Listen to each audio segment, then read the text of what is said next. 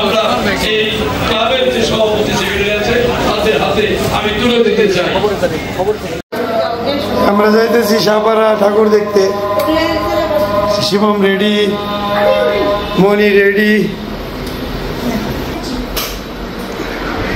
এই যে নয়ন রেডি। তো চলুন বন্ধুরা সাথে থাকুন, আজকে আপনাদের অনেক ঠাকুর দেখাবো।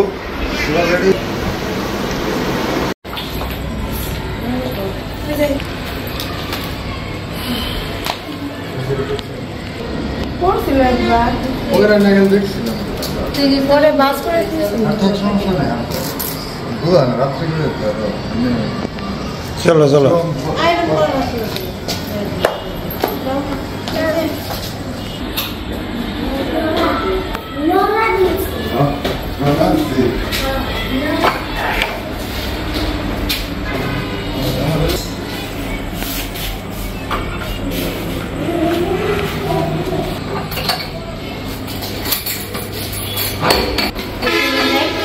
আসি নয়নমণি আগে বেরিয়েছে।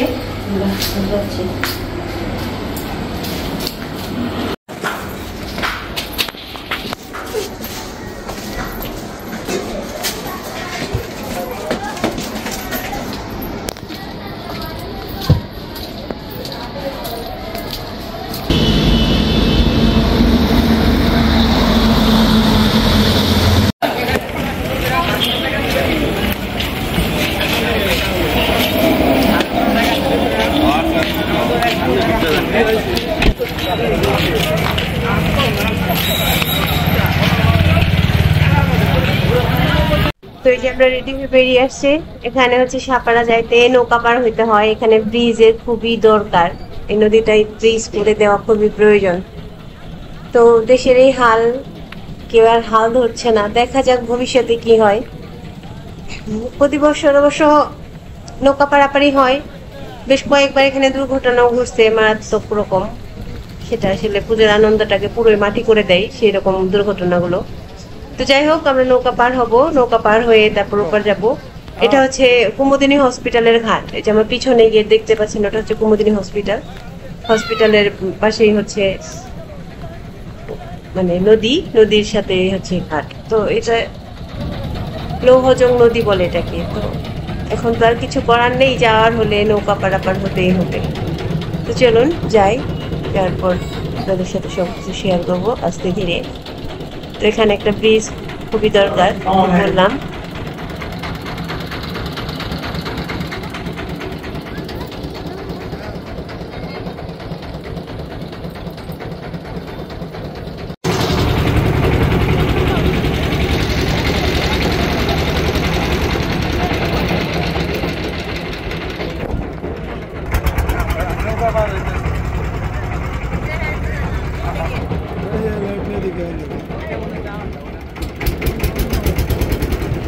এই যে শিবম সরকার।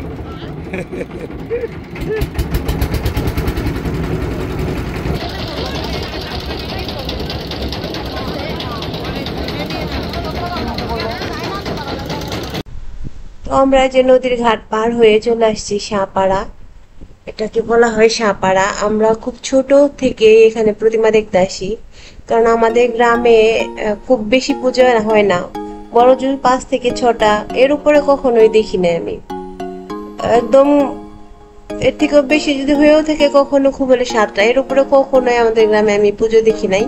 তো আমরা প্রতিবারই সেই ছোট থেকে, আমার তো বাবার বাড়ি শ্বশুর বাড়ি দুটাই আমার এখানেই মির্জাপুরেই, তো আমরা সব সময় এখানে প্রতিমা দেখতে আসতাম ছোটবেলায়।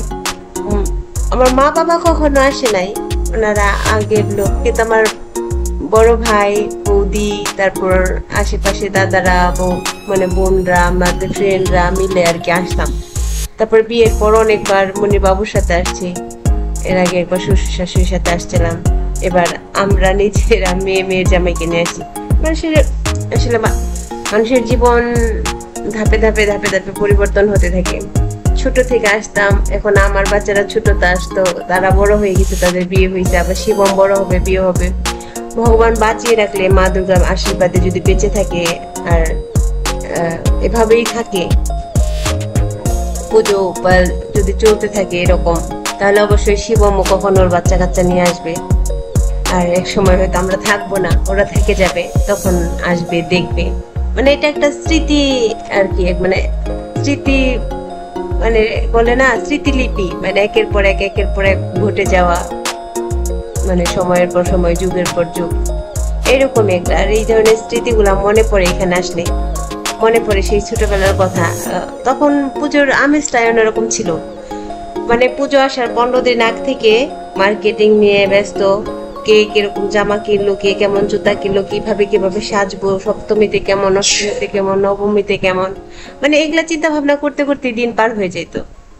আর এরকম ভাবতে ভাবতে, ঘুরতে, আনন্দ করতে করতে কখন যে পুজো শেষ হয়ে যেত। আর পুজো শেষে মনটা এমন ভারী হইতো, এখনো হয়, কিন্তু আগের মতো সেই আনন্দটাও মনে হয় আর হয় না, আর সেই রকম ভারীও হয়তো হয় না। কিন্তু হ্যাঁ, মা আসলে আনন্দ হয় সবারই, সব রকম বয়সী মানুষেরই। আবার যখন চলে যায় তখন ভারীও হয়, কিন্তু ছেলেবেলার যে আনন্দটা সেটা আসলে একটু আলাদাই মনে হয় আমার কাছে। আমি জানি না আমার কথাটা ঠিক হলো কিনা, তবে আপনারা আপনাদের মতামত জানাবেন। এটা আমার মতামত ছিল, আমার ওপিনিয়ন ছিল। তো এই যে আসার পরে এখানে প্রতিমা দেখতে পাচ্ছি, ওই পাশে একটা দেখে আসলাম, আর এই যে এটা একটা, আমি প্রায়শই দেখি এখানে মাঝে মাঝে বড় প্রতিমা ডেকোরেশন করে সুন্দর করে, আর সাথে একটা ছোট্ট বাস কাঠামো প্রতিমা বানানো হয়। হয়তো ওনাদের জোর পূজা মানুষ থাকে অনেক জায়গায়, এর জন্য, না হলো আর অন্য কিছু, আমি জানি না। তবে যাই হোক, দেখুন কত সুন্দর আকৃতির। আমি জানি এখানে যারা দেখছেন তারা এই ধরনের প্রতিমা আরো দেখছেন আগে, কিন্তু সবকিছুর মধ্যে একটা ভিন্নতা থাকে। তো পুজোর আমেজ আসলে চারিদিকে ছড়িয়ে গেছে। এরা এখানে গান বাজছে প্রচুর পরিমাণে, আমি এর জন্য ভয়েস দিয়ে দিচ্ছি। এরা খুব আনন্দ করতেছে। এরা হয়তো যে প্রতিমা দেখতে আসছিল, গান বাজছে, নিজেকে আর কন্ট্রোল করতে পারে নাই। ছেলেটা খুব সুন্দর নাচছিল, আমি ওখানে দেখলাম। চলুন আগে আরো দেখি, আগে আর প্রতিমা আছে, আরো কথা হবে, দেখা হবে। তো আমাদের বাংলাদেশের পূজা পালনে অনেকেরই অনেক রকম কথাবার্তা আছে, সেই দিকেও একটু কথা বলবো। তো চলুন আগে দেখতে থাকি, আর আরো কিছু কথা আপনাদের সাথে হয়তো শেয়ার করতে থাকবো।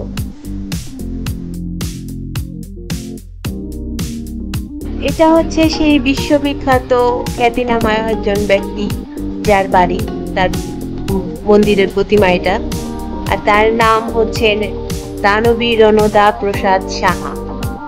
আর সাহাপাড়া আসবে এই প্রতিমা দেখবে না এমন কোনো লোকই নাই। তিনি ছিলেন বাংলাদেশের তৎকালীন ভারতের একজন খ্যাতিনামা সমাজসেবক রণদা প্রসাদ সাহা, যার জন্ম হয়েছিলেন 15 নভেম্বর 1896 মির্জাপুর, টাঙ্গাইলে। আর এই জিনিসটা আমাকে খুবই আত্মহংকারী করে তোলে, মাঝে মাঝে খুবই গর্বিত যে আমি মির্জাপুরের মেয়ে। তো ওনার কথা মাথা উঁচু করে সবসময় বলতে পারি, বা এটা একটা প্রাউড থাকে না মানুষের, যে হ্যাঁ এলাকায়, আমাদের এলাকায় আরো আছে এরকম নাম করা অনেক কিছুই, তবে তার মধ্যে বেস্ট, আমাদের টাঙ্গাইলের সব থেকে বেস্ট হচ্ছে দানবী রণদা প্রসাদ সাহার, যে কিছু আছে, এখনো আছে, এবং সারা জীবন ধরে আশা করি এটা চলে যাবে। ওনার মৃত্যু হয়েছিল হচ্ছে 7 মে 1971 সালে, মুক্তিযুদ্ধ চলাকালীন ওনার মৃত্যু হয়েছিল। পাকিস্তানি সেনাদের হাতে ওনারা হত্যা করছিলেন ওনাকে, রণদা প্রসাদ সাহাকে, আমি যতদূর জানি, এবং ইতিহাস ঘেটে আপনারা যতদূর জানেন মিলিয়ে নেবেন। তো বললাম যে সাহাপাড়া আসলে এখানে আসবে না এমন কোনো মানুষ নেই। এখানে আসে, এখানে বসার খুব সুন্দর ব্যবস্থা করা আছে, মানুষ আসে এখানে একটু রেস্ট নেয়, তারপর আবার ঘোরাফেরা করে। আর আমি আশা করি কালকে, আগামীকাল আর কি, দিনের বেলা আবার আসবো, এসে ওনার বাড়িটা খুব সুন্দর করে চারিদিকটা ভিডিও করে আপনাদের সাথে উপস্থাপনা করার চেষ্টা করব। আজকে রাত হয়ে গেছে এবং গরমে খুবই অস্বস্তি, একদম অ্যালার্জি উঠে, র্যাশ উঠে, খুবই জঘন্য একটা অবস্থা। এখন আমরা চলে যাব ওইদিকে, দুইটা প্রতিমা দুইটা দেখে চলে যাব। আর হচ্ছে এনাদের সম্বন্ধে তো আপনারা জানেন, কুমুদিনী হসপিটাল, ভারতেশ্বরী হোমস, এরকম আরো নানান ধরনের কর্মকাণ্ডের সাথে যুক্ত আছে, নানান দেশে ওনার স্থাপনা আছে। তো সেগুলো আমি আগামীকাল দেখানোর চেষ্টা করবো। তো চলুন যাই, আগে আরো কিছু দেখি, তারপর বাসায় ফিরে যাব।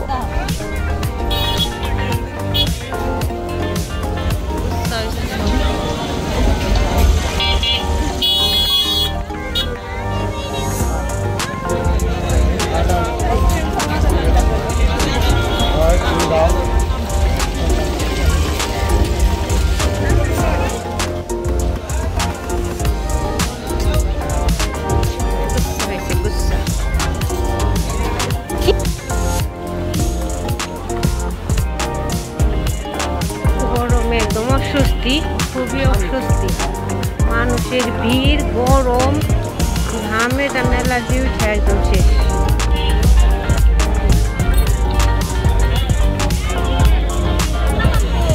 খেলনা কিন্তু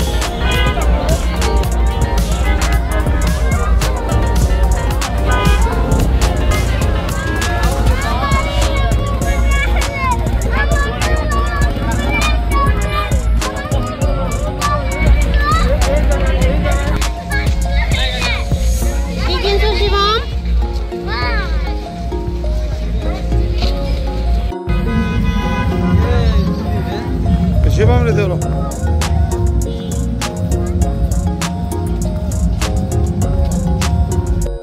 আর এই যে এই মন্দিরটার কারুকাজ মানে ডেকোরেশন শুরু থেকেই দেখলেন।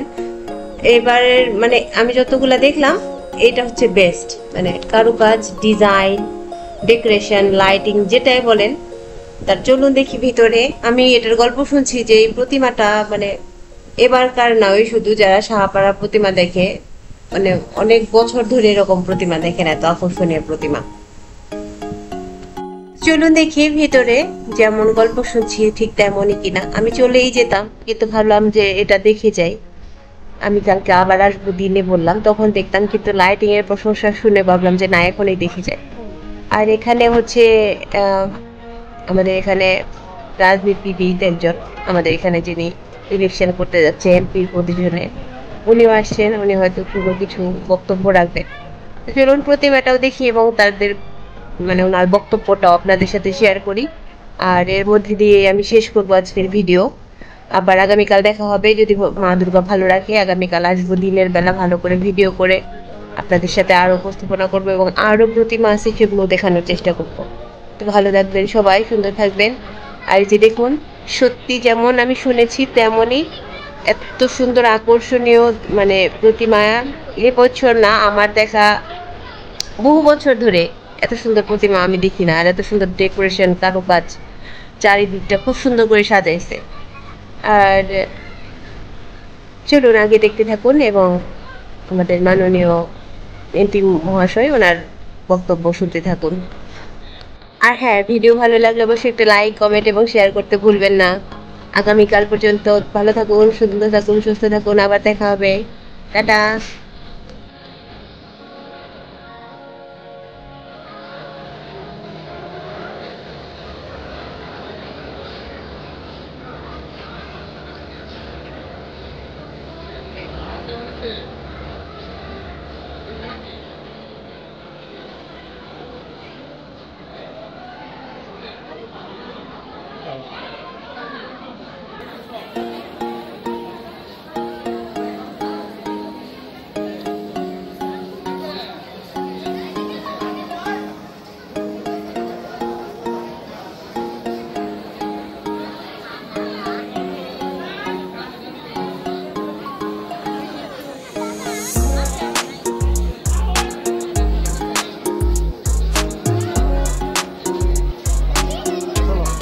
আমাদেরকে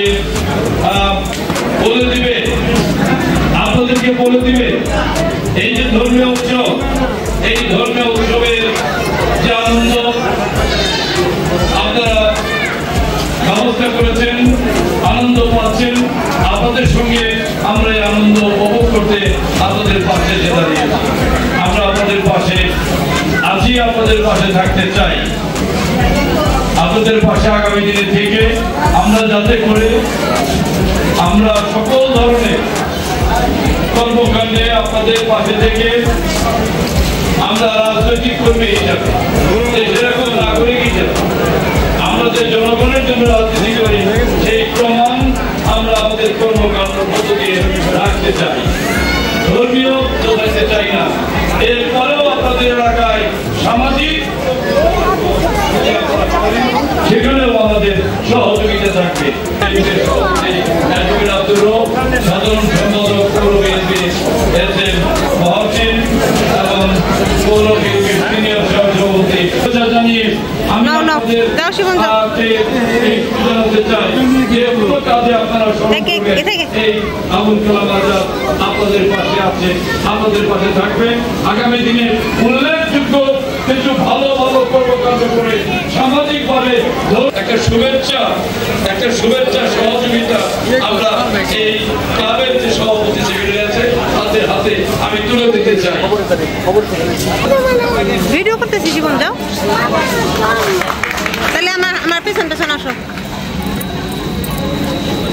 আমাদের হচ্ছে এলাকার বিএনপি নেতা এমপি, উনি এই জায়গার বিএনপির এমপি, উনি হচ্ছে ভাষণ দিলেন। তুই দেখেন যেরকম ডেকোরেশন হয়েছে তেমন প্রতিমাটা হয়েছে। শুধু এই বছরের না, আমার লাইফে দেখা বেস্ট প্রতিমা বললাম। আমি সাভারে অনেক প্রতিমা দেখছি কিন্তু এত সুন্দর লাগে নাই, একদম আকর্ষণীয় আর একদম কারুকাজে ভরা। ডেকোরেশন তো দেখতেই পাচ্ছেন, অসাধারণ।